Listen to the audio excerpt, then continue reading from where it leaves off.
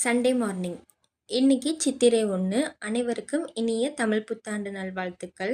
இந்த சாரீ கிஃப்டாக வந்த சாரீ ப்ளவுஸ் ஸ்டிச் பண்ணி இன்னைக்கு காலையில் தான் போய் வாங்கிட்டு வந்திருந்தேன். இன்னைக்கு கட்டுறதுக்காக எடுத்து வச்சிருக்கேன். மதுரையில் இருக்கிற எங்களுக்கு இந்த சித்திரை மாதம் வந்தாலே செம்ம ஜாலி ஆயிரும். ஏன்னா சித்திரை மாதம் வந்தாலே மதுரையில் சித்திரை திருவிழா ஸ்டார்ட் ஆயிரும். போன வெள்ளிக்கிழமை அன்னைக்கு சித்திரை திருவிழாக்கான கொடியேற்ற விழா மீனாட்சி அம்மன் கோவிலில் நடந்துச்சு.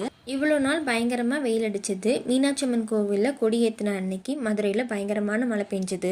இது இப்போ மட்டும் இல்லை, இத்தனை வருஷமும் கோவிலில் கொடியேற்றும் போது இந்த அதிசயம் நடந்துகிட்டே தான் இருக்குது. கொடியேற்றின நாள்ல இருந்து ஒவ்வொரு நாளும் ஒவ்வொரு பல்லக்கில் சாமியை அலங்கரித்து கோவில் ஏரியா முழுக்கவே சுற்றி கொண்டு வருவாங்க.